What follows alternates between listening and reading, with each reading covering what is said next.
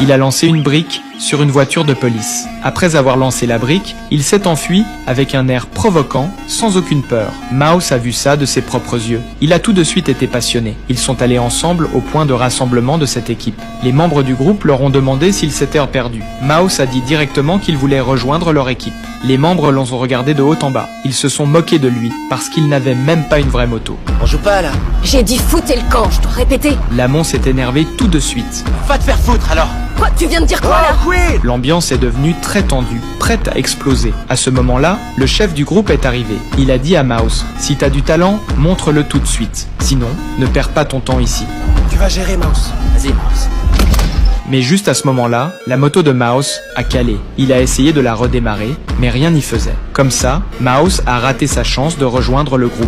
Les gens sont partis un par un, en se moquant de lui. Mouse était très déprimé. Juste à ce moment-là, un homme s'est approché de lui. Il a regardé la moto de Mouse et lui a dit qu'elle ne pouvait plus être réparée. Ensuite, il a invité Mouse à venir dans son garage. Il lui a montré toutes les motos qu'il avait réparées lui-même. Mouse était ébloui par toutes ces motos. L'homme lui a donné des pièces détachées. Il lui a dit: si tu arrives à réparer cette moto, elle sera à toi. Mouse était de nouveau passionné. À partir de ce jour-là, Mouse passait tout son temps dans ce garage. Il répétait sans cesse toutes les techniques que l'homme lui avait apprises. Il voulait réaliser son rêve de piloter une moto le plus vite possible. À la fin des vacances d'été, Mouse a obtenu une vraie moto de haut niveau, comme il le voulait.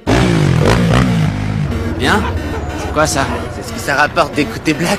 Ses potes étaient jaloux de sa moto, mais lui seul savait tout le travail et la persévérance qu'il y avait derrière. Ensuite, Mouse a conduit sa moto, plein de joie, pour aller chercher la fille qu'il aimait. Alors Mouse et la fille sont allés au parc. Ils ont bien discuté. Mouse s'apprêtait à embrasser la fille qu'il aimait. Un homme qu'il ne connaissait pas est soudain apparu. L'homme a dit qu'il était très proche du frère de Mouse. Il a demandé à Mouse s'il pouvait essayer sa nouvelle moto. L'homme a dit qu'il voulait juste un tour vite fait d'un bout de la rue à l'autre. La copine de Mouse l'a prévenu de ne pas lui faire confiance. L'homme a insisté encore. Mouse a cédé. Il a accepté qu'il fasse un seul tour. La copine de Mouse avait l'air déçue. L'homme est monté sur la moto. Mouse lui a répété plusieurs fois un seul tour. L'homme lui a dit de ne pas s'inquiéter. Il a fait un tour, il est revenu. Mouse a cru qu'il allait lui rendre la moto. Mais l'homme a dit que ça ne suffisait pas. Il est reparti de plus en plus loin jusqu'à disparaître.